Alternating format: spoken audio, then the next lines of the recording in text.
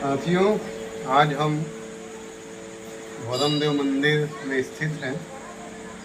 भौरमदेव मंदिर के दक्षिणी जो प्रवेश द्वार है अर्धमंडप, वहाँ पे स्थित है।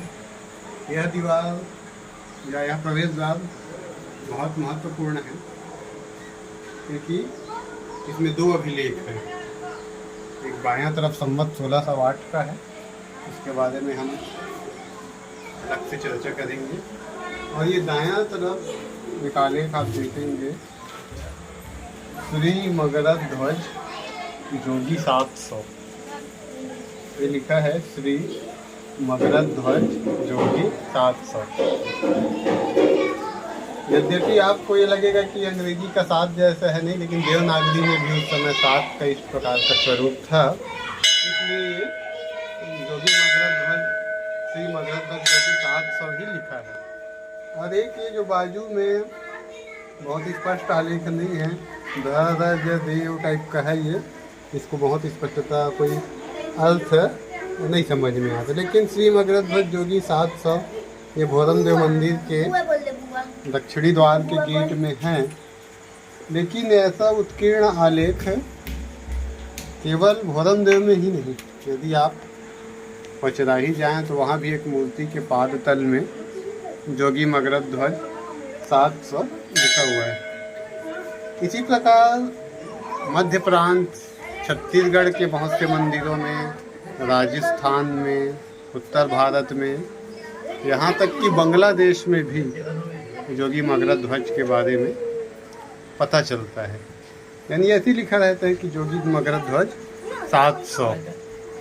तो अब ये नाम लोगों के मन में आकर्षित होता है कि भाई ऐसा लिखने के पीछे क्या कारण होगा।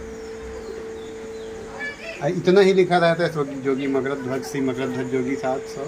तो इससे तो एक कॉमन सेंस ये दिमाग लगता है कि कोई भी तीर्थ यात्री रहा होगा और वो जाता रहा होगा और उस उपलक्ष्य में अपना नाम उत्कीर्ण करा देता रहा होगा। लेकिन वह तीर्थ यात्री इस रूप में सामान्य नहीं हो सकता, क्योंकि बहुत जगह देखेंगे कि शिवलिंग के ऊपर जोगी मगरध ध्वज लिखा है, विष्णु मूर्ति में लिखा है।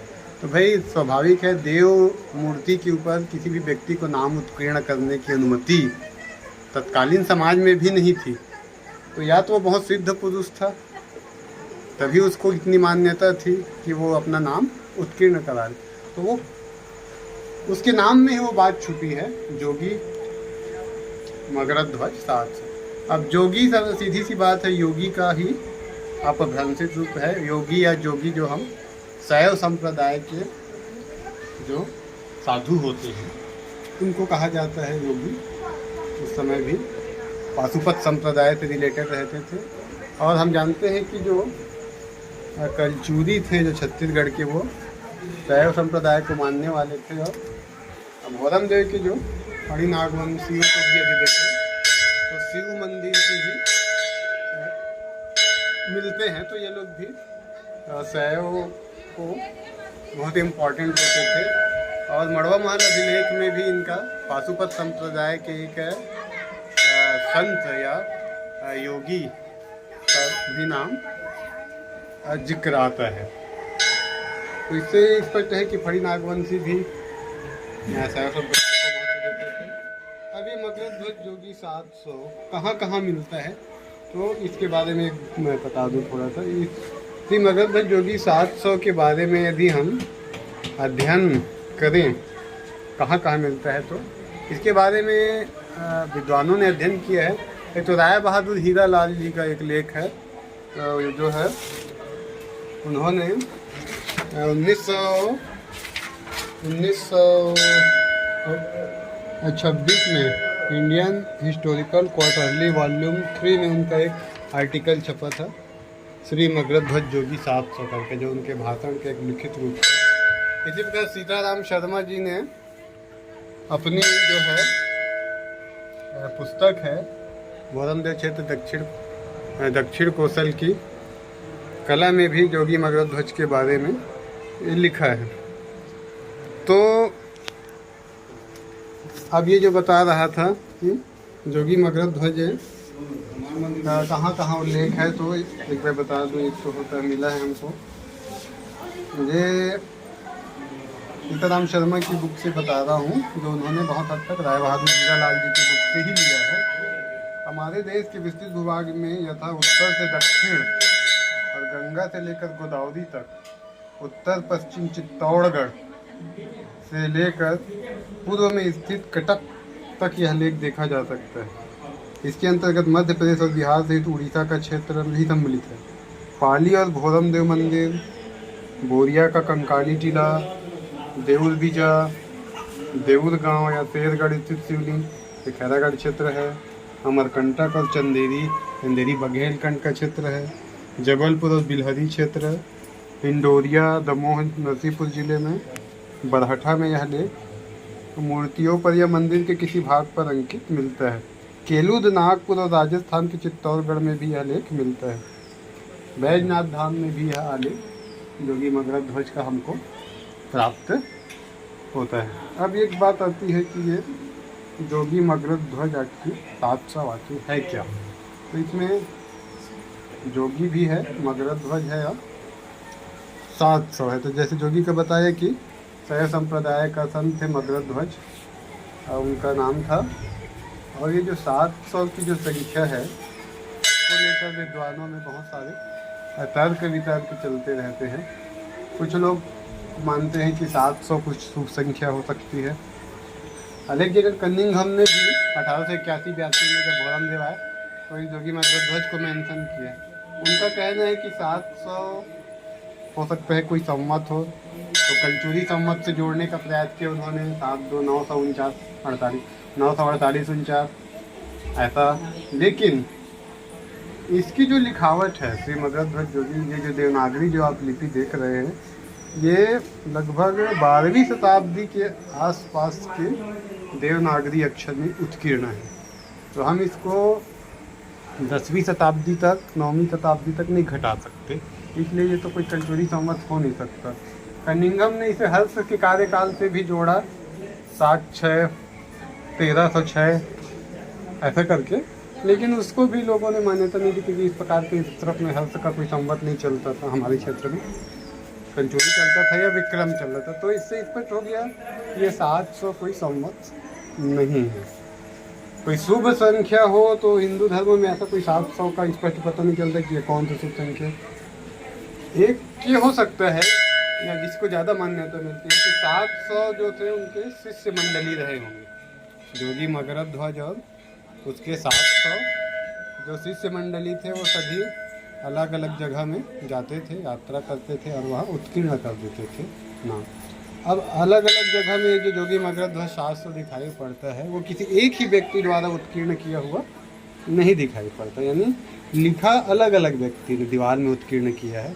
हो सकता है वो 700 के शिष्यों की संख्या में कोई में से कभी कोई लिख दिया, कभी कोई लिख दिया ऐसा। तो ऐसा ये मानते हैं कि 700 और उसके 700 शिष्य मंडल हैं जो जोगी मगरध्वज है। श्री शरद हलवाई ने अपने आलेख में लिखा है कि ये मंदिर निर्माता दल, ऐसा हो सकता है कि श्री मगरध्वज जोगी मंदिर निर्माता स्थापत्यकार रहा होगा, 700 उसके दल के मेंबर रहे होंगे जो घूम घूम के मंदिर बनाते रहेंगे।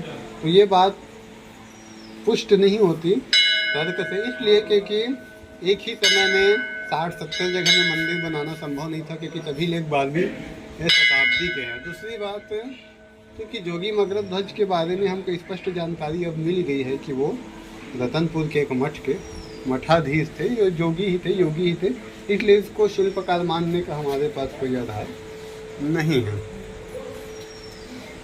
ये मगरध्वज जोगी के बारे में पहले तो जानकारी पड़ती थी, राय बहादुर हीरालाल जी लोग भी उसके बारे में सोचते थे कि क्या है। राय बहादुर हीरालाल जी ने लिखा है कि जो कजेंस थे 1904 में जिन्होंने सेंट्रल पवेलियंस के जो अवशेषों को सूचीबद्ध किया था, उन्होंने बताया था कि ये योगी और उसके शिष्य मंडली हो सकते हैं। बाद में जो रतनपुर का जो इतिहास है, तवारीख है मंत्री बाबू देवाराम कायस्थ का, उसमें राय बहादुर हीरालाल जी ने जो पांडुलिपि देखी थी उनके अनुसार उन्होंने अपने आलेख में लिखा है कि उन्हें रतनपुर के जाजल्लदेव प्रथम के समय के मठाधीश के रूप में उनका नाम मिल गया था। इसी बात को सीताराम शर्मा जी ने अपनी किताब में लिखा है और उन्होंने बताया है कि जो मैं क्या है उस किताब में सीताराम शर्मा ने रतनपुर के हस्तलिखित इतिहास में मगरध्वज जोगी और उनके 700 अनुयायियों के लिए एक मठ होने तथा इस जमात में तीर्थाटन करते हुए वापस गाँव लौटने की बात लिखी है। मैंने जो देखा, जो मेरे पास है, जिसको रमेन नाथ मिश्र जी ने संपादित किया है, जो रेवाराम की पांडुलिपि, उसमें जोगी मगरध्वज का नाम नहीं मिलता, लेकिन राय बहादुर हीरालाल ने जो देखा था उसमें और सीताराम शर्मा जी ने जो देखा था उस पांडुलिपि उसमें उनका नाम था। तो ऐसा प्रतीत होता है कि जैसे डॉक्टर एल.एस. निगम में से मैं चलते किया तो सर ने बताया कि जो बाबू रेवाराम की पांडुलिपि है वो किसी एक मूल पांडुलिपि की कई लोगों ने अनुकरण किया, प्रतिलिपि बनाई। यह जो प्रतिलिपि बना के देता था अलग अलग लोगों को उस समय 20वीं शताब्दी के संभवतः शुरुआत में, उससे कई जगह चूक हो गई होगी या अनुकरण में त्रुटि है। कुल मिला के कई अलग अलग पांडुलिपि मिलते हैं, जिसमें किसी में अलग अलग नाम गोरक्षनाथ मिल जाता है, किसी में तो चूँकि राय बहादुर हीरालाल जी ने देखा था तो वो हमारे लिए कुछ अपनी जानकारी उन्होंने जो पांडुलिपि देखी है उसमें अवश्य रहा होगा। तो उस पांडुलिपि जो सीताराम शर्मा जी ने लिखा है उसके अनुसार जो ये था उसमें था कि उसमें बाबू रेवाराम कायस्थ के जो पांडुलिपि में ये लिखा है, राजा वेणुदेव की रानी कौशल्या देवी से बेठा से राजा जाजल्लदेव पैदा हुए। यह वेणुदेव राजा बड़े सूरवीर हुए, दाता सिद्ध गोरख से वर पाए के बहुत नामावरी किए। एक अन्य जिक्र और आता है इसी में, यह रत्न सिंह के बारे में, यह राजा रत्न सिंह बड़ा धर्मात्मा रहे, अपने खुद यह देश में टकौरी नहीं लेते थे। देव स्थान इमारत बहुत बनवाए, 2 तालाब बनवाए, 1 बद 2 रत्नेश्वर दान यज्ञ करने के बाद गोरक्षनाथ योगी के चेला होकर अपने बेटा भूपाल सिंह को राज्य देके गुरु के संग तपस्या करके अमर होकर रानी वेदमती समेत अब मेकल पर्वत में रहते।